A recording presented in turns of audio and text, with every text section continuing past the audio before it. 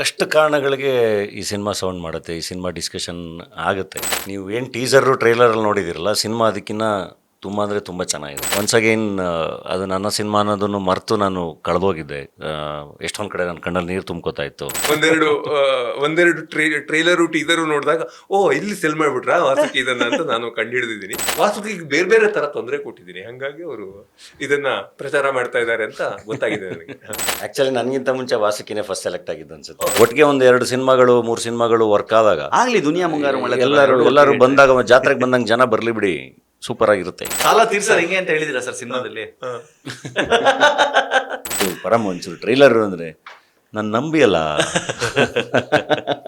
ಅದಿನ್ನ final ಆಗಿಲ್ಲ, final ಆದ್ಮೇಲೆ ತೋರಿಸ್ತೀನಿ ನಿಮಗೆ. ಸರ್ಪ್ರೈಸಿಂಗ್ ಆಗಿರುತ್ತೆ, ಅದು ತಲೆ ಕೆಡಿಸ್ಕೋಬೇಡಿ ಅಂತ.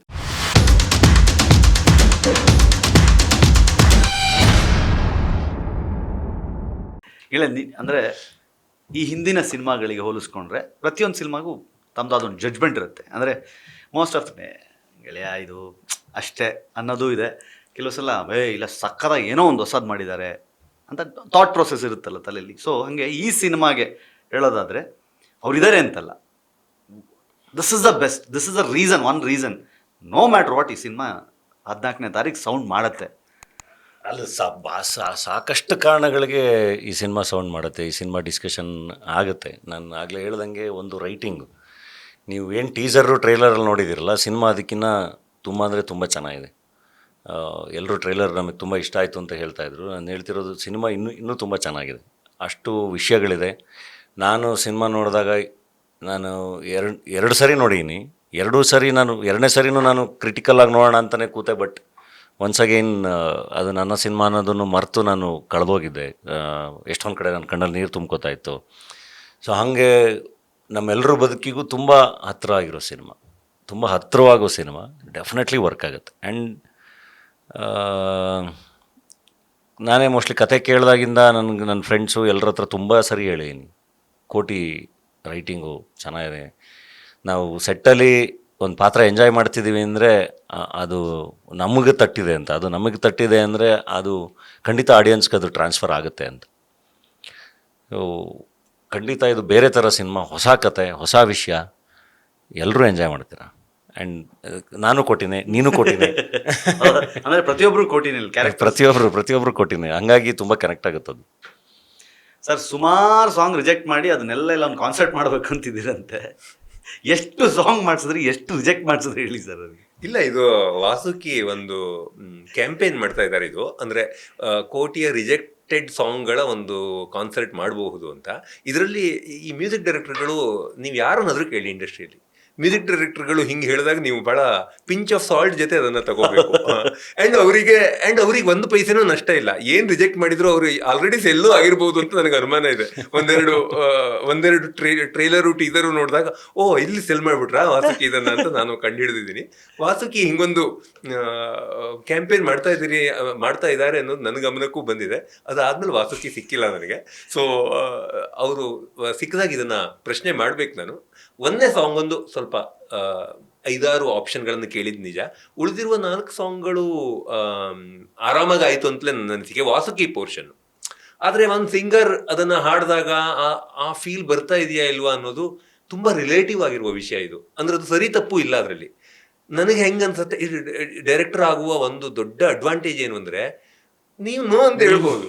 ಸೊ ಅಂದರೆ ಅದರಲ್ಲಿ ಅದಕ್ಕೊಂದು ಲಾಜಿಕ್ ಕೊಡಬೇಕಾಗಿಲ್ಲ ನೀವು. ಯಾಕೆ ಹೇಳ್ತಿದ್ದೀನಿ ಇದು ಅಂದರೆ, ಇದು ತುಂಬ ರಿಲೇಟಿವ್ ಆಗಿರುವ ವಿಷಯ. ಅಂದರೆ ಒಬ್ರಿಗೆ ಒಂದು ಟ್ಯೂನ್ ಇಷ್ಟ ಆಗುತ್ತೆ, ಒಬ್ರಿಗೆ ಒಂದು ಟ್ಯೂನ್ ಇಷ್ಟ ಆಗಲ್ಲ.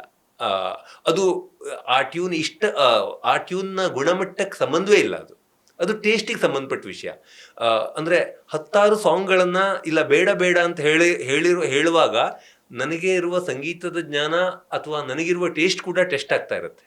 ನಾನು ರಿಜೆಕ್ಟ್ ಮಾಡಿದ್ದಿದ್ರೆ ಅದು ಇನ್ನೊಂದು ಕಡೆ ಹಿಟ್ಟು ಆಗ್ಬೋದು. ಬಟ್ ನಾನು ಹಿಟ್ಟೋ ಫ್ಲಾಪೋ ಅಂತ ಯೋಚನೆ ಮಾಡಿಲ್ಲ.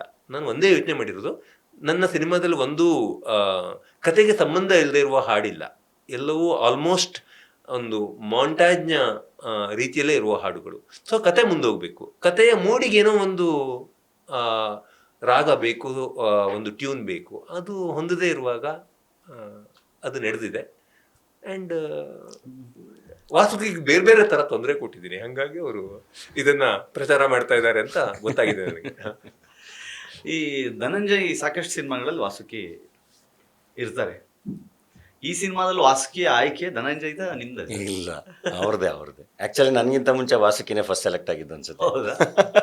ವಾಸುಕಿನೇ ಮೊದಲು ಈ ಸಿನಿಮಾದಲ್ಲಿ ಮೊದಲನೇದಾಗಿ ಆನ್ ಬೋರ್ಡ್ ಆಗಿರೋದು ವಾಸುಕಿ. ಅಂದ್ರೆ ಕಂಗ್ರ್ಯಾಚುಲೇಷನ್ ವಾಸುಕಿ, ಕಂಗ್ರ್ಯಾಚುಲೇಷನ್ ವಾಸುಕಿ, ನನಗಿಂತ ಕೋಟಿಯಲ್ಲಿ ಮುಂಚೆ ನೀವು ಕಥೆ ಕೆಲಸ ಕೇಳಿರೋದು. ಮಾಡ್ತಾ ಇದ್ದೀರಾ ಅಂತ ಫಸ್ಟ್ ಹೇಳಿರೋದು ವಾಸುಕಿಗೆ. ಅಂದ್ರೆ ನನ್ನ ಉದ್ದೇಶ ಇದ್ದಿದ್ದು, ಎಲ್ಲರೂ ನನಗೆ ಹೆದರಿಸಿದ್ರು ಮ್ಯೂಸಿಕ್ ಡೈರೆಕ್ಟರ್ಗಳ ಜೊತೆ ಸವಾಸ ಅಲ್ಲ ಅಂತ. ಸೊ ಮೊದಲು ಕೊಟ್ಬಿಡಿ, ಸಾಂಗ್ ಅನ್ನ ನೀವು ಶೂಟಿಗೆ ಹೋಗೋ ಮೊದಲು ರೆಡಿ ಮಾಡ್ಕೊಂಬಿಡಿ ಅಂತ ಹಿಂಗೆಲ್ಲ ಒಂದು ಚರ್ಚೆ ಮತ್ತು ನನ್ನ ಕನಸು. ಅಗೇನ್ ನಾನು ಕನಸು ಕಂಡುಕೊಂಡು ನಾನು ಇದನ್ನ ಆಸೆ ಪಟ್ಟುಕೊಂಡು, ವಾಸುಕಿ ನೀವೇ ನೀವು ಸ್ಕ್ರಿಪ್ಟ್ ರೀಡಿಂಗ್ ಇಂದ ನೀವು ಇರಬೇಕು ಮತ್ತು ಆದಷ್ಟು ಬೇಗ ಟ್ಯೂನ್ ಕೊಡಬೇಕು ಅಂತ.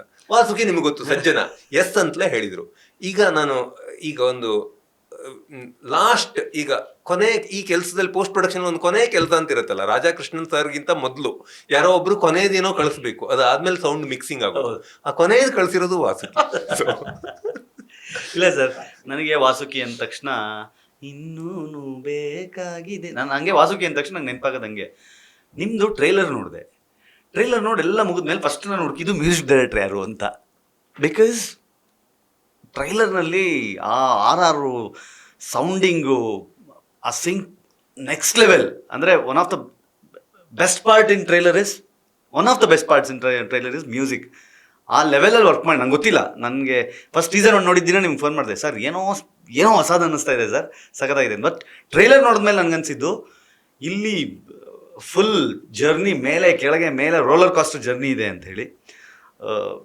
ಅಂದರೆ ಒಂದೊಂದನ್ನು ಹಿಡಿದು ಮಾಡಿದ್ದೀರಾ ಸರ್, ಎಲ್ಲ ಅದ್ಭುತ, ನೋ ಮ್ಯಾಟ್ರ್ ವಾಟ್. ಬಟ್ ಈ ಹಿಂದೆ ಬಂದಿರುವ ಒಂದು 100-110 ಸಿನಿಮಾಗಳು ಕನ್ನಡದಲ್ಲಿ ಈಗ ಟ್ರೆಂಡಲ್ಲಿ ಸಾಲು ಸೋಲುಗಳು.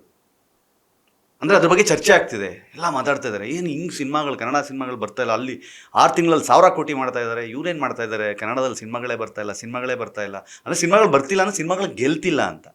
ಬಟ್ ಈ ಟೈಮ್ನಲ್ಲಿ ಈ ವಾರ ನಿಮ್ಮ ಜೊತೆಗೂ ನನ್ನ ಪ್ರಕಾರ 3-4 ಸಿನಿಮಾ ಇದೆ. ಸೊ ಹೌ ಕಾನ್ಫಿಡೆಂಟ್, ಅಂದರೆ ನನಗದು ಏನಾಗುತ್ತೆ ಏನು ಬಿಡುತ್ತೆ ಎಲ್ಲ ಸೈಡಿಗೆ ಸರ್. ಬಟ್ ಈ ಸೋಲಿನ ನಡುವೆ ನಿಮ್ಮ ಸಿನಿಮಾ ಒಂದು ಚೇತರಿಕೆ ಕೊಡುತ್ತೆ, ಎಷ್ಟರ ಮಟ್ಟಿಗೆ ಕೊಡುತ್ತೆ ಮತ್ತು ಯಾಕೆ ಕೊಡುತ್ತೆ ಅನ್ನೋದನ್ನ ಹೇಳ್ಬೇಕು ಸರ್. ಧನಂಜಯ್ ಅವ್ರು ಹೇಳಿದ್ದನ್ನು ಸೊ ನಾನು ಇಲ್ಲ, ಹೇಳಿಲ್ಲ. ಎಲ್ಲದೂ ಒಂದೊಂದು ಫೇಸಿಗೆ ಇರ್ತೀನಿ. ನನಗೆ 2021 ವಾಪಸ್ ಹೋಗೋಕ್ಕೆ ಇಷ್ಟಪಡ್ತೀನಿ. ವಾಪಸ್ ಹೋಗೋಕ್ಕಲ್ಲ, ಅದನ್ನು ನೆನಪಿಸ್ಕೊಳಕ್ಕೆ.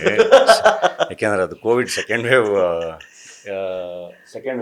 ಸೆಕೆಂಡ್ ವೇವು ನಮ್ಗೆ ಹೆಂಗೆ ಬಂತು ಅಂದರೆ, ಇವರತ್ನ ನಾವು ರ್ಯಾಲಿ ಎಲ್ಲ ಮುಗಿಸ್ಕೊಬಂದ್ವಿ, ಸೆಕೆಂಡ್ ವೇವ್ ಶುರುವಾಯಿತು, ತುಂಬ ಸಾವು ನೋವುಗಳು ಎಲ್ಲ. ಅದಾದಮೇಲೆ ಇಂಡಸ್ಟ್ರಿ ವಾಸ್ ಕ್ಲೋಸ್ಡ್ ಆಲ್ಮೋಸ್ಟ್. ಮತ್ತೆ ಅದು ಓಪನ್ ಮಾಡಿದ್ರು ಭಯಕ್ಕೆ ಜನ ಬರ್ತಾರಾ ಇಲ್ವಾ ಅನ್ನೋ ಒಂದು ಪರಿಸ್ಥಿತಿ. ಆವಾಗ ನಾವು ರಿಲೀಸ್ಗಳನ್ನ ಮಾಡಿದ್ವಲ್ಲ, ಅಂದರೆ ಸಲಗ ಮಾಡಿದ್ವಿ, ಸಖತ್ತಾಗಿ ಜನ ಬಂದರು. ಹೇಳ್ತಿರೋದು ಎಲ್ಲದು ಸೆಕೆಂಡ್ ಲಾಕ್ಡೌನ್ ಆದಮೇಲೆ ರತ್ನನ್ ಪ್ರಪಂಚ OTTಲಿ ತುಂಬ ಚೆನ್ನಾಗಿ ನೋಡಿದ್ರು. ಬಡವ ರಾಸ್ಕಲ್ ಮತ್ತೆ ಜನ ಬಂದರು. ಇದ್ರ ಜೊತೆಗೆ ಪುಷ್ಪದಲ್ಲೂ ಇದ್ದೆ ನಾನು. ಹೇಳ್ತಿರೋದು ಒಂದೊಂದು ಫೇಸ್ಗಳು ಅದೆಲ್ಲದೂ. ಆ್ಯಂಡ್ ಅದು ನಮ್ಮ ಇಂಡಸ್ಟ್ರಿ ಅಂತಲ್ಲ, ಎಲ್ಲ ಇಂಡಸ್ಟ್ರಿಲೂ ಅದು ಆ ಫೇಸು, ಕೆಲವೊಂದಿಷ್ಟು ಫೇಸ್ಗಳು ಬರ್ತಾ ಇರುತ್ತೆ, ಹೋಗ್ತಾ ಇರುತ್ತೆ. ಹಾಗೆ ಈ 6 ತಿಂಗಳಿಂದ ಈಗ ನಾವು ಕೋಟಿ ಶೂಟ್ ಮಾಡ್ಬೇಕಾದ್ರೆ ಟಗರುಪಲ್ಯ ನಾವು ರಿಲೀಸ್ ಮಾಡಿದ್ವಿ. ಟಗರುಪಲ್ಯ ನಮಗೆ ಚೆನ್ನಾಗಾಯಿತು. ಅದಾದಮೇಲೆ ಕಾಟೇರ ದೊಡ್ಡ ಬ್ಲಾಕ್ ಬಸ್ಟ್ರು. ಅದಾದಮೇಲಿಂದ 6 ತಿಂಗಳಲ್ಲಿ ಉಪಾಧ್ಯಕ್ಷ ಚೆನ್ನಾಗಾಯಿತು. ಅಂದರೆ ನಾನು ಹೇಳ್ತಿರೋದು 1000 ಫ್ಯಾಕ್ಟರ್ಸ್ ಇರುತ್ತೆ. ಅದು ಎಲೆಕ್ಷನ್ಸ್ ಇದೆ, IPL ಮೀಟಿಂಗ್ಗಳಿದೆ, IPL ಇದೆ, 1000 ಎಂಟರ್ಟೈನ್ಮೆಂಟು, 1000 ಫ್ಯಾಕ್ಟರ್ಸ್ ಇರುತ್ತೆ. ಐ ಥಿಂಕ್ ಎಲ್ಲದೂ ಒಂದೊಂದು ಫೇಸ್, ಅದನ್ನು ಖಂಡಿತ ಇವಾಗ ದಾಟ್ತೀವಿ ಅಂತ. ಆ್ಯಂಡ್ ಒಳ್ಳೆ ಸಿನಿಮಾಗಳು ಬಂದಾಗ ಸೋತಿರೋ ಉದಾಹರಣೆಗಳು ತುಂಬ ಕಮ್ಮಿ, ತುಂಬ ಕಮ್ಮಿ. ನನಗೆ ಖಂಡಿತ ತುಂಬ ಕಾನ್ಫಿಡೆನ್ಸ್ ಇದೆ. ಕೋಟಿ ತುಂಬ ಒಳ್ಳೆ ಸಿನಿಮಾ, ಅದು ಕುಟುಂಬ ಸಮೇತರಾಗಿ ಕೂತ್ಕೊಂಡು ನೋಡೋವಂಥ ಸಿನಿಮಾ, ಆ್ಯಂಡ್ ಅದು ಕಾಡುವಂಥ ಸಿನಿಮಾ. ಆ್ಯಂಡ್ ಅದಕ್ಕೆ ತುಂಬ ಆನೆಸ್ಟ್ ಎಫರ್ಟ್ಸ್ ಇದೆ. ಒಂದು ಸಿನಿಮಾ, ಒಂದು ಚೆನ್ನಾಗಿರೋ ಸಿನಿಮಾ ಚೆನ್ನಾಗಿದೆ ಅನ್ಸ್ಕೊಳ್ಳೋಕೆ ಏನೇನು ಬೇಕು ಎಲ್ಲವೂ ಸಿನಿಮಾದಲ್ಲಿ ಇದೆ ಅದು. ಸೊ ಡೆಫಿನೆಟ್ಲಿ ಅದು ವರ್ಕ್ ಆಗುತ್ತೆ. ಅದು ನನಗೆ ತುಂಬ ಚೆನ್ನಾಗಿ ವರ್ಕ್ ಆಗಿದೆ. ಡೆಫಿನೆಟ್ಲಿ ಅದು ವರ್ಕ್ ಆಗುತ್ತೆ. ನಾವು ಬಡವ ರಾಸ್ಕಲ್ ಮಾಡಿದಾಗ ಅಥವಾ ರತ್ನನ್ ಪ್ರಪಂಚ ಮಾಡಿದಾಗ ಎಲ್ಲ ನಾವು ಏನು ಯೋಚನೆ ಮಾಡ್ತಾಯಿದ್ವಿ, ಅದೇನೊಂದು ಕಾನ್ಫಿಡೆನ್ಸ್ ಇತ್ತು, ಖಂಡಿತ ಅದಕ್ಕಿಂತ ಮೀರಿದ ಕಾನ್ಫಿಡೆನ್ಸ್ ಕೋಟಿ ಮೇಲಿದೆ. ಸೊ ಚೆನ್ನಾಗಾಗುತ್ತೆ, ಮತ್ತು ಜನ ಬರ್ತಾರೆ. ಬರ್ತಾರೆ. ಆ್ಯಂಡ್ ಜೊತೆಗೆ ಇನ್ಯಾವ್ಯಾವ ಸಿನಿಮಾ ರಿಲೀಸ್ ಆಗ್ತಾಯಿದೆ ಅವಕ್ಕೂ ಈಗ ಲವ್ಲಿ ನಮ್ಮ ವಸಿಷ್ಠಂದೇ ಅದು ಚೆನ್ನಾಗಾಗಲಿ. ಆ್ಯಂಡ್ ಐ ಥಿಂಕ್ ಒಟ್ಟಿಗೆ ಒಂದು 2 ಸಿನಿಮಾಗಳು 3 ಸಿನಿಮಾಗಳು ವರ್ಕ್ ಆದಾಗ ಆಗಲಿ ದುನಿಯಾ ಮುಂಗಾರು ಮಳೆ ಎಲ್ಲರೂ ಬಂದಾಗ ಜಾತ್ರೆಗೆ ಬಂದಂಗೆ ಜನ ಬರಲಿ ಬಿಡಿ, ಸೂಪರಾಗಿರುತ್ತೆ. ಸರ್ ನಿಮ್ಗೇನು ಅನ್ಸುತ್ತೆ ಸರ್, ಅಂದರೆ ಇಷ್ಟು ಸ್ಟ್ರೈಟ್ ಅವೇ ಸಿನಿಮಾಗಳು flop flop flop flop flop, ಸುಮಾರು ಸಿನಿಮಾಗಳ ಬಗ್ಗೆ ಮಾತಾಡ್ತೀವಿ. ಎಷ್ಟೋ ಸಲ ನಾವೇ ಸಿನಿಮಾಗೆ ಹೋಗಿಲ್ಲ, ಈ ಸಿನಿಮಾ ಯಾರ್ದೋ ಫ್ರೆಂಡ್ದು ಚೆನ್ನಾಗಿದೆ ಮಾತಾಡಬೇಕು ಅಂತ ಅಂದ್ಕೊಂಡು ಹೋಗ್ತೀವಿ, ಹೋಗಿ ಬಂದಮೇಲೆ ಅನ್ಸುತ್ತೆ ಅಥ್ವಾ ಮಾತಾಡಿ ಮತ್ತೆ ಯಾಕೆ ನಾನು ಬಯಸ್ಕೊಳ್ಳಿ ಅಂತ ಹೇಳಿ ಮಾಡದೇ ಇರೋದು ಇದೆ. So what may be the reason? ಅಂದರೆ ಈಗೊಂದು ಬೇಕು, ಎಲ್ಲರೂ ಕೇಳ್ತಿರೋದು ಒಂದೇ, ಒಂದು ಸಿನಿಮಾಗೆ ಜನ ಕರ್ಕೊಂಬಂದ್ಬಿಡ್ರಪ್ಪ ಥಿಯೇಟ್ರಿಗೆ. ಥಿಯೇಟ್ರ್ ಮಾಲೀಕರನ್ನು ಸಹಿತ ಇನ್ಫ್ಯಾಕ್ಟ್ ಹೋಗಿ ಮಾತಾಡ್ಸಿದ್ದೀನಿ ನಾನು.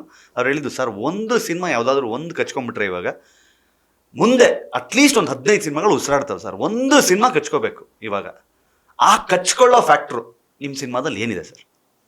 ಇಲ್ಲ ಅಂದರೆ ಈಗ 6 ತಿಂಗಳಲ್ಲಿ ಬಂದಿರುವ ಸಿನಿಮಾಗಳನ್ನು ನನಗೆ ನೋಡೋಕ್ಕಾಗಿಲ್ಲ, ಯಾಕೆಂದರೆ ನಾನು ನನ್ನ ಸಿನಿಮಾದ ಬಿಡುಗಡೆಗೆ ಒದ್ದಾಡ್ತಾ ಇದ್ದುದರಿಂದ ನೋಡೋಕ್ಕಾಗಿಲ್ಲ.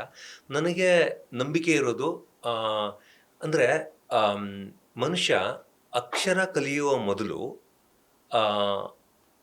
ಕತೆಗಳನ್ನು ಹೇಳಕ್ಕೆ ಶುರು ಮಾಡಿದ್ದಾನೆ. ಅಂದರೆ ಚಿತ್ರಗಳಲ್ಲಿ ಕತೆಗಳನ್ನು ಜನ ಹೇಳ್ತಾ ಇದ್ರು, ಕೇಳ್ತಾ ಇದ್ರು ಮತ್ತು ಅದನ್ನು ಸೇವ್ ಮಾಡ್ಕೋತಾ ಇದ್ರು ಅನ್ನೋದನ್ನು ನಾವು ಓದಿದ್ದೀವಿ. ಅಂದರೆ ಅಕ್ಷರ ಬರೋ ಮೊದಲು ಕತೆ ಇತ್ತು. ಅಂದರೆ ಮನುಷ್ಯನ ಬಹಳ ಬೇಸಿಕ್ ಅವಶ್ಯಕತೆ ಏನಂದರೆ ಕತೆ ಒಬ್ಬನಿಂದ ಇನ್ನೊಬ್ಬನಿಗೆ ಹೇಳೋದು ಅಥವಾ ಒಂದು ಕಥೆಯನ್ನು ಕೇಳೋದು ಅಥವಾ ಅದನ್ನು ನೀವು ಅನುಭವಿಸೋದು ಅನ್ನೋದು ಒಂದು ಬೇಸಿಕ್ ಅವಶ್ಯಕತೆ ಮನುಷ್ಯಂದು. ಸೊ ಕತೆಗೆ ಯಾವತ್ತಿದ್ರೂ ಸೋಲಿಲ್ಲ, ಸಾವಿಲ್ಲ. ಹಾಗಾಗಿ ಅದನ್ನು ನಾನು ನಂಬುತ್ತೀನಿ. ನನಗೆ 6 ತಿಂಗಳಲ್ಲಿ ಸೋತಿರುವ ಸಿನಿಮಾಗಳನ್ನು ನಾನು ನೋಡಿಲ್ಲದೆ ಇರೋದ್ರಿಂದ ಮತ್ತು ಅದು ಒಂದು ಸಿನಿಮಾ ಗೆಲ್ಲೋದಕ್ಕೆ ಅಥವಾ ಒಂದು ಕತೆ ಗೆಲ್ಲೋದಕ್ಕೆ ಸೋಲೋದಕ್ಕೆ ಒಂದಕ್ಕಿಂತ ಹೆಚ್ಚು ಕಾರಣಗಳಿರೋದ್ರಿಂದ, ಅಂದರೆ ಒಂದು ಸಿನಿಮಾದ ಗುಣಮಟ್ಟ ಮಾತ್ರ ಅದರ ಮಾನದಂಡ ಆಗಲ್ಲ. ಅದು ಥಿಯೇಟರ್ ಸೆಟಪ್ ಇರ್ಬೋದು, ಮಾರ್ಕೆಟಿಂಗ್ ಇರ್ಬೋದು, ಅಥವಾ ನೀವು ಯಾವ ರೀತಿ ಅದನ್ನು ಪ್ರೆಸೆಂಟ್ ಮಾಡ್ತೀರಿ, ಪೊಸಿಷನಿಂಗ್ ಮಾಡ್ತೀರಿ ಅಂತ ಇರ್ಬೋದು. ಹೀಗೆ 10 ಕಾರಣಗಳಿವೆ ಒಂದು ಸಿನಿಮಾ ಗೆಲ್ಲೋದಕ್ಕೆ ಸೋಲೋದಕ್ಕೆ. ಅದು ನಾನು ನೋಡಿಲ್ಲದೆ ಇರೋದ್ರಿಂದ ಅದ್ರ ಬಗ್ಗೆ ಮಾತಾಡೋದು ತಪ್ಪಾಗುತ್ತೆ. ಅದು ನನ್ನ ಒಂದು ಮನಸ್ಸಿನ ಆಳದಲ್ಲಿ ಒಂದು ನಂಬಿಕೆ ಇದೆ. ಏನಂದರೆ ಒಂದು ಒಳ್ಳೆಯ ಕಥೆಯನ್ನು ಹೇಳಿದರೆ ಆ ಕಥೆಯನ್ನು ಎಂಗೇಜಿಂಗ್ ಆಗಿ ಹೇಳಕ್ಕೆ ಸಾಧ್ಯ ಆದರೆ ಆ ಕತೆ ಈಗ 2 ತಾಸು 49 ನಿಮಿಷ 29 ಸೆಕೆಂಡ್ ಇದೆ ನಮ್ಮ ಸಿನಿಮಾ. ಸೊ ಅದನ್ನು ನನಗೆ ಅವರನ್ನು ಎಂಗೇಜ್ ಮಾಡಿ ಇಡೋಕ್ಕಾದರೆ ಆ ಕಥೆಯನ್ನು ಕೇಳುವವರು, ನೋಡುವವರು, ಆ ಕಥೆಯನ್ನು ಅನುಭವಿಸೋದಕ್ಕೆ ಕಾಯ್ದುಕೊಂಡು ಕೂತಿರುವವರು 6.5 ಕೋಟಿನೋ 7 ಕೋಟಿನೋ ಜನ ಇದ್ದಾರೆ ಅಂತ. ಅದರಲ್ಲಿ ಎಲ್ಲರಿಗೂ ಬರೋಕ್ಕೂ ಆಗಲ್ಲ, ಅನೇಕ ತೊಂದರೆಗಳಿರುತ್ತೆ. 10% ಬಂದ್ಬಿಟ್ರೆ ನಾನು ಧನಂಜಯ್ ಏನ್ ಮಾಡ್ತೀವಿ ಅಂತ ನನಗೆ ಡೌಟ್ ಇದೆ. ಅಷ್ಟು ಸಾಲ ತೀರ್ಸೋದು ಹೆಂಗೆ ಅಂತ ಹೇಳಿದಿರಾ ಸರ್ ಸಿನಿಮಾದಲ್ಲಿ? ಸಾಲ ಒಂದು ಎಲಿಮೆಂಟ್ ಕೀರ್ತಿ. ಅಂದ್ರೆ ಆಕ್ಚುಲಿ ಇದು ಡ್ರಾಮಾ ಥ್ರಿಲ್ಲರ್. ಡ್ರಾಮಾ ಅನ್ನೋದಕ್ಕೆ ನಾನು ಯಾಕೆ ಒತ್ತು ಕೊಡ್ತಿದ್ದೀನಿ ಅಂದ್ರೆ, ಡ್ರಾಮಾ ಯಾವಾಗ ಬರುತ್ತೆ ಅಂದಾಗ ಹ್ಯೂಮನ್ ರಿಲೇಶನ್ಶಿಪ್ಸ್ ಅಲ್ಲಿ ಡ್ರಾಮಾ ಸಿಗುತ್ತೆ ನಿಮಗೆ. ಆ್ಯಂಡ್ ಅದು ಬಹಳ ಬೇಸಿಕ್ ಆಗಿರುವ ವಿಷಯ. ಅಂದರೆ ಒಂದು ಡ್ರಾಮಾ ಅನ್ನೋದು, ಈಗ ಇಲ್ಲೂ ಒಂದು ಡ್ರಾಮಾ ಇದೆ, ಈಗ ನಿಮ್ಮ ಆಫೀಸಲ್ಲಿ ಏನೋ ಒಂದು ಡ್ರಾಮಾ ನಡೀತಾ ಇರುತ್ತೆ. ಡ್ರಾಮಾ ಅನ್ನೋದಕ್ಕೆ ಒಂದು ಕನೆಕ್ಟ್ ಮಾಡುವ ಗುಣ ಇದೆ. ಅದು ಯಾಕಂದರೆ ರಿಲೇಷನ್ಶಿಪ್ನ ಮೇಲೆ ಡ್ರಾಮಾ ಹುಟ್ಕೊಳ್ಳೋದು. ಇದರಲ್ಲಿ ಒಂದು ಅಮ್ಮ ಮಗ ಒಂದು ಎಕ್ಸಲೆಂಟ್ ಆಗಿರುವ ರಿಲೇಷನ್ಶಿಪ್ ಇದೆ. ಒಂದು ಬಾಸ್ ಮತ್ತು ಒಬ್ಬ ಕೆಲಸಗಾರ ಒಂದು ಬ್ರಿಲಿಯಂಟ್ ಆಗಿರುವ ಒಂದು ರಿಲೇಷನ್ಶಿಪ್ ಇದೆ. ಓಕೆ, ಒಂದು ತಂಗಿ ಮತ್ತು ಅಣ್ಣ, ಈ ರಿಲೇಷನ್ಶಿಪ್ಪನ್ನು ಬೇರೆ ಥರ ನಾವು ಎಕ್ಸ್ಪ್ಲೋರ್ ಮಾಡೋಕ್ಕೆ ಇಷ್ಟಪಟ್ಟಿದ್ದೀವಿ. ಸೊ ತಮ್ಮ ಅಣ್ಣ ಒಂದು ಕುಟುಂಬವನ್ನು ನಿಯತ್ತಿಂದ ಬದುಕಿ ನಾನು ನೋಡ್ಕೋತೀನಿ ಅಂತ ಒದ್ದಾಡೋ ಒಬ್ಬ ನಾಯಕ. ಈ ಆ್ಯಂಡ್ ಅವನು ಎದುರಿಸುವ ಆ್ಯಂಡ್ ಅವನು ಈ ಜಗತ್ತಿನ ಜೊತೆ ಅವನ ಅಂದರೆ ಒಂದು ಮಹಾನಗರದ ಜೊತೆ ಅವನ ಸಂಬಂಧ ಆ್ಯಂಡ್ ಅವನಿಗೆ ಎದುರಾಗುವ ಸವಾಲುಗಳು. ಆ್ಯಂಡ್ ಇದರಲ್ಲಿ ಸಿಕ್ಕಾಪಟ್ಟೆ ಡ್ರಾಮಾ ಇದೆ ಕೀರ್ತಿ. ಆ್ಯಂಡ್ ನಾನು ಮಿಕ್ಸಿಂಗಲ್ಲಿ ಸಿನಿಮಾ ನೋಡಿದ್ದೀನಿ. ಆವತ್ತು ನಾವು ಸಿನಿಮಾ ನೋಡಿದಾಗ 2 ಗಂಟೆ ಶುರು ಆಯಿತು ಸಿನಿಮಾ. ಬೆಳಿಗ್ಗೆ 2 ಗಂಟೆಗೆ, ಅಂದರೆ ಇಡೀ ದಿನ ಕೆಲಸ ಮಾಡಿದ್ವಿ. ಸೌಂಡಲ್ಲಿ ಸಣ್ಣ ಪುಟ್ಟ ಕರೆಕ್ಷನ್ಗಳೆಲ್ಲ ಆಗಿ 2 ಗಂಟೆಗೆ ನಾವು ಆ ಮಿಕ್ಸಿಂಗಲ್ಲಿ ಸಿನಿಮಾವನ್ನು ನೋಡಿದ್ವಿ. 2 ರಿಂದ 5 ಗಂಟೆವರೆಗೆ ನೋಡಿದ್ವಿ. ನನಗೆ ಖುಷಿಯಾಗಿದ್ದೇನು ಅಂದರೆ, ನನಗೊಂದು ಕಾನ್ಫಿಡೆನ್ಸ್ ಬಂತು. ಯಾಕಂದರೆ ಈ ಡ್ರಾಮಾ ಬಹಳ ಚೆನ್ನಾಗಿದೆ, ಸೂಪರ್ ಆಗಿರುವ ಡ್ರಾಮಾ ಇದೆ. ಆ್ಯಂಡ್ ಕೊನೆಯ 30 ನಿಮಿಷ ಒಂದು ಥ್ರಿಲ್ಲಿಂಗ್ ಆಗಿರುವ ಎಕ್ಸ್ಪೀರಿಯನ್ಸ್ ಇದೆ. ಒಂದು ವಿಜುವಲ್ ಸ್ಪೆಕ್ಟೆಕಲ್ ಇದೆ. ಅದರ ಒಂದು ಸಣ್ಣ ತುಣುಕನ್ನು ನೀವು ಆಲ್ರೆಡಿ ನೋಡಿದ್ದೀರಿ. ಸೊ ಒಂದು ವಿಜುವಲ್ ಟ್ರೀಟ್ ಇದೆ ನಿಮಗೆ. ಸೊ ಒಂದು ಹ್ಯೂಮನ್ ರಿಲೇಷನ್ಶಿಪ್ಪನ್ನು ಹಿಂಗೆ ಎಕ್ಸ್ಪ್ಲೋರ್ ಮಾಡಿದಾಗ, ಒಂದು ಬೇರೆ ಹಾದಿಯಲ್ಲಿ ಅದನ್ನು ಎಕ್ಸ್ಪ್ಲೋರ್ ಮಾಡಿದಾಗ ಅದು ನಿಮ್ಮನ್ನು ಡೆಫಿನೆಟ್ಲಿ ಒಂದು ಲೆವೆಲಲ್ಲಿ ಸ್ಯಾಟಿಸ್ಫೈ ಮಾಡುತ್ತೆ ಅನ್ನೋದು ನನ್ನ ನಂಬಿಕೆ. ಆ್ಯಂಡ್ ಕೊನೆಯ 30 ನಿಮಿಷ ಒಂಥರ ಸ್ಲಾಗ್ ಓವರಲ್ಲಿ ಅಜಯ್ ಜಡೇಜಾ ಅಂತ ನಾನು ಕ್ರಿಕೆಟ್ ಅನ್ನ ಪ್ರೀತಿಸ್ತಾ ಇದ್ದ ದಿನಗಳಲ್ಲಿ ಬಂದು ಆಡ್ತಾ ಇದ್ದ ಒಬ್ಬ ಪ್ಲೇಯರ್ ಇದ್ದ, ಅಜಯ್ ಜಡೇಜಾ ತರ ಬಂದು ಲಾಸ್ಟ್, ಅಥವಾ ನಮ್ಮ RCB ದಿನೇಶ್ ಕಾರ್ತಿಕ್ ತರ ಲಾಸ್ಟ್ ಅಲ್ಲಿ ಆ ಒಂದು ಫೈರ್ ವರ್ಕ್ಸ್ ಅಂತ ಏನ್ ಹೇಳ್ತೀವಿ, ಆ ಫೈರ್ ವರ್ಕ್ 30 minutes ಇದೆ. ಸೊ ಇಟ್ಸ್ ಇದು ಕಾನ್ಫಿಡೆನ್ಸ್ ಕೊಟ್ಟಿಲ್ಲ ಅಂದ್ರೆ ಇನ್ನೇನು ಕಾನ್ಫಿಡೆನ್ಸ್ ಕೊಡಬೇಕು ಅನ್ನೋದು ನನಗೆ ನಾನೇ ಮಾಡ್ಕೊಂಡಿರುವ ಪ್ರಶ್ನೆ. ಸೊ ನಾನು ಕಾನ್ಫಿಡೆಂಟ್ ಆಗಿದ್ದೀನಿ ನನ್ನ ಕತೆ ಬಗ್ಗೆ. ನನಗೆ ಬೇರೆಯವ್ರ ಕತೆಗಳು ಗೊತ್ತಿಲ್ಲ. ಆ್ಯಂಡ್ ಅದು ಶೆಫ್ ಚಿದಂಬರ ಇರ್ಬೋದು, ಲವ್ಲಿ ಇರ್ಬೋದು, ಶಿವಮ್ಮ ಇರ್ಬೋದು, ನನ್ನ ಗೆಳೆಯರದೇ ಸಿನಿಮಾಗಳು, ಕನ್ನಡ ಈ 4 ಸಿನಿಮಾಗಳು ಚೆನ್ನಾಗಿದ್ರೆ ನಾನು ಬೇಕಾದ್ರೆ ಬರ್ಕೊಡ್ತೀನಿ, ಕನ್ನಡದವರು ಎಲ್ಲ 4 ಸಿನಿಮಾಗಳನ್ನು ಗೆಲ್ಲಿಸ್ತಾರೆ, ನಿಜ, ಅದ್ರಲ್ಲಿ ಡೌಟ್ ಬೇಡ ನಿಮಗೆ. ಹಾಗಾಗಿ ಈ ಚರ್ಚೆಯೇ ಅಪ್ರಸ್ತುತ ನನ್ನ ಪ್ರಕಾರ. ಇಳೆ ಈಗ ಸಾಕಷ್ಟು ನಿರ್ದೇಶಕರ ಜೊತೆಲಿ ಕೆಲಸ ಮಾಡಿದ್ದೆ. ಸುಮ್ಮನೆ ಒಂದು ಪ್ರಶ್ನೆ, ಪರಮ್ ಸರ್ ವಿಚಾರದಲ್ಲಿ ನಿನಗೆ ಫುಲ್ ಶೂಟ್ ಕಂಪ್ಲೀಟ್ ಆಗುವ ತನಕ ಈ 3 ವಿಚಾರಗಳು ತುಂಬ ಇಷ್ಟ ಆಯಿತು ಪರಮ್ ಸರ್ ವಿಚಾರದಲ್ಲಿ, ಆ್ಯಂಡ್ ಈ 3 ವಿಚಾರಗಳು ನಂಗೆ ಇಷ್ಟ ಆಗಲಿಲ್ಲ ಅನ್ನೋದಾದ್ರೆ ಯಾವ್ದು 3 ಅಂತ? ಬಿಗ್ ಬಾಸ್ ಫಿನಾಲೆ ಪ್ರಶ್ನೆಯನ್ನು ನೀವು ಎಂಜಾಯ್ ಮಾಡ್ತಾ ಇದ್ದೀರಾ. ನಾನು ಕೇಳಿದ್ದೆ, ನನಗೆ ನೆನಪಿದೆ. ಯಾರಿಗೆ ಸರ್? ನಿಮ್ಗೆ ಕೇಳಿದೆ. ನೀವು ಪ್ರಥಮ್ ಮತ್ತು ರೇಖಾ 3 ಜನ ಇದ್ರಿ. ಅಂಡ್ ಇದು ಒಂದು ಇಂಟೆನ್ಸ್ ಮೂಮೆಂಟು. PCR ಅಲ್ಲಿ ನಾನು ಸುದೀಪ್ ಅವರಿಗೆ ಸರ್ ಇದು ಹೋಗೋಣ ಈ ಪ್ರಶ್ನೆ ಅಂತ, ಅವರು ಹಿಂಗಿಂಗ್ ಮಾಡಿದ್ರು, ಅಂದ್ರೆ ನಾನು ಪ್ರಶ್ನೆ ತಗೊಳಕ್ ತಯಾರಿದ್ದೀನಿ ಅಂತ. ಸೊ ಸರ್ ಕೇಳಿದಾರೆ ಇದು ಅಂತ. ಸೊ ಅವರು ಅವರ ವರ್ಡಿಂಗ್ಸ್ ಅನ್ನೆಲ್ಲ ಇಟ್ಟು ಕೇಳಿದ್ರು. ಆವಾಗ ನೀವು ಇಲ್ಲ ಸರ್ ಪ್ರಥಮ್ ಈ ಸೀಸನ್ಗೆ ಪ್ರಾಣ ಪ್ರತಿಷ್ಠಾಪನೆ ಮಾಡಿದ ಒಂದು ಕ್ಯಾಂಡಿಡೇಟ್ ಅಂತ ನೀವು ಹೇಳಿದ್ ನನಗೆ ನೆನಪಿದೆ. ಅದರ ಇಲ್ಲಿ ತಿಳಿಸ್ಕೊತಾ ಇದ್ದೀರಾ ನನ್ನ ಊಹೆ. ಸರ್ ನಿಮಗೂ ಅದೇ ಕೇಳ್ತಿತ್ತು ಸರ್. ಏನಿಲ್ಲ, ಅವ್ರದ್ದು ಹೇಳೋದಲ್ಲ, ಅವ್ರ ರೈಟಿಂಗ್ ಇಷ್ಟ ಆಯಿತು, ಅವ್ರ ಪ್ಲ್ಯಾನಿಂಗು, ಅವ್ರ ಎಕ್ಸಿಕ್ಯೂಷನ್ನು ಎಲ್ಲದನ್ನು. ಅಂದರೆ ಈಗ ನಮ್ಗೆ ಸೆಟ್ಟಿಗೆ ಹೋದಾಗ ಗೊತ್ತಾಗುತ್ತಲ್ಲ ಕೆಲಸ ಆಗ್ತಿದೆಯಾ ಇಲ್ವಾ ಅಂತ. ಯಾವತ್ತೂ ಏನೂ ಹಂಗೆ ಅನ್ನಿಸ್ಲಿಲ್ಲ, ಅಯ್ಯೋ ಏನೋ ಕೆಲಸ ಆಗ್ತಿಲ್ಲ. ದಿನ ಶೂಟಿಂಗ್ ಮುಗಿಸ್ಕೊಂಡು ಖುಷಿಯಾಗಿ ಬರ್ತಾಯಿದ್ದೆ ನಾನು, ಇಲ್ಲಪ್ಪ ಇವತ್ತು ಚೆನ್ನಾಗಿ ಕೆಲಸ ಆಯಿತು, ಇವತ್ತು ಸೀನ್ ಚೆನ್ನಾಗಿತ್ತು ಅಂತ. ಸೊ ಅಷ್ಟು ಕ್ಲಾರಿಟಿಲಿ ಕೆಲಸ ಮಾಡ್ತಾಯಿದ್ರು.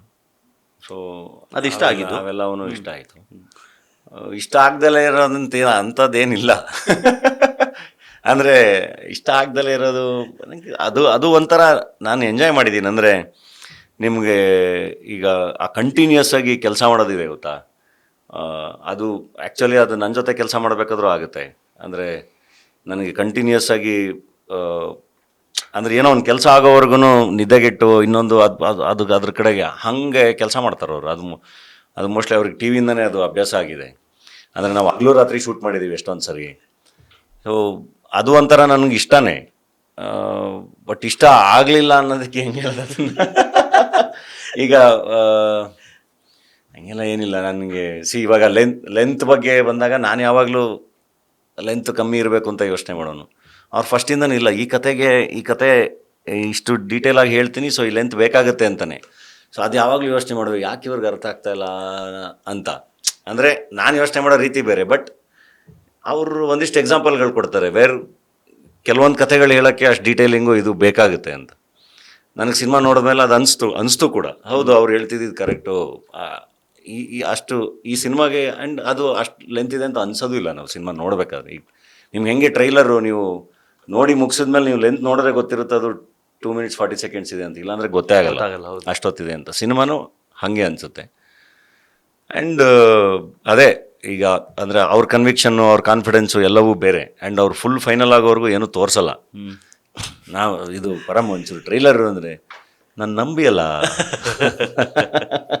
ಅದಿನ್ನೂ ಫೈನಲ್ ಆಗಿಲ್ಲ, ಫೈನಲ್ ಆದಮೇಲೆ ತೋರಿಸ್ತೀನಿ, ನಿಮಗೆ ಸರ್ಪ್ರೈಸಿಂಗ್ ಆಗಿರುತ್ತೆ, ಅದು ತಲೆ ಕೆಡಿಸ್ಕೊಬೇಡಿ ಅಂತ. ಸೊ ಕೊನೆಗೆ ಮತ್ತೆ ನಾವು ರಿಲೀಸಲ್ಲೇ ನೋಡ್ಬೇಕು ಅದನ್ನು, ಆ ಥರ ಸರ್ಪ್ರೈಸ್ ಕೊಡ್ತಾರೆ. ಬಟ್ ಅದನ್ನು ಮತ್ತೆ ಒಂದು ಸೆಕೆಂಡ್ ಅದ್ಭುತವಾಗಿ ಕೊಟ್ಟಿರ್ತಾರೆ. ಎಷ್ಟು ಸರಿ ನೋಡಿದ್ರಿ ಸಿನಿಮಾನ? ಈಗ ಸಿನಿಮಾ 2 ಸರಿ ನೋಡಿ ನಾನು. ಅದು ನಾನು ಫೈನಲ್ ವರ್ಷನ್ ನೋಡಿಲ್ಲ ಇನ್ನೂ. ತೋರಿಸಿಲ್ಲ ಸರ್? ಇಲ್ಲ, ನಾನೇ ಮೊನ್ನೆ ನೋಡಿರೋದು, ಸೆನ್ಸಾರ್ಗಿಂತ ಸ್ವಲ್ಪ ಮೊದಲು ಅಷ್ಟೇ. But I am sure teaser ಟ್ರೈಲರ್ನೂ ಅವ್ರು ತೋರಿಸಿರ್ಲಿಲ್ಲ. ಹಾಂ, ಎರಡೂ ನನಗೆ ಬಹಳ ಅಂದರೆ ಬಹಳ ಖುಷಿ ಕೊಡ್ತು ಅದನ್ನು ನೋಡಿದಾಗ. ಸಿನಿಮಾನೂ ಅದೇ ಖುಷಿ ಕೊಡುತ್ತೆ, ಯಾಕೆಂದರೆ ಸಿನಿಮಾ ನಾನು 2 ಸರಿ ನೋಡಿದ್ದೀನಿ. ಅದು ಇನ್ನೂ ರಫ್ ಎಡಿಟ್ ಇದ್ದಾಗಲೇ ನೋಡಿದ್ದೀನಿ. ಸೊ ಈಗ ಫೈನಲ್ ಎಡಿಟ್ ಅಂದರೆ ಡೆಫಿನೆಟ್ಲಿ ಅದು ಆವಾಗಲೇ ನನಗೆ ಅಷ್ಟು ಚೆನ್ನಾಗಿ ಅನಿಸಿತ್ತು ಅಂದರೆ ತುಂಬ ಇಂಪ್ರೂವ್ ಆಗಿರುತ್ತೆ. ಸೊ ಡೆಫಿನೆಟ್ಲಿ ಚೆನ್ನಾಗಿರುತ್ತೆ. Beat plus Karnataka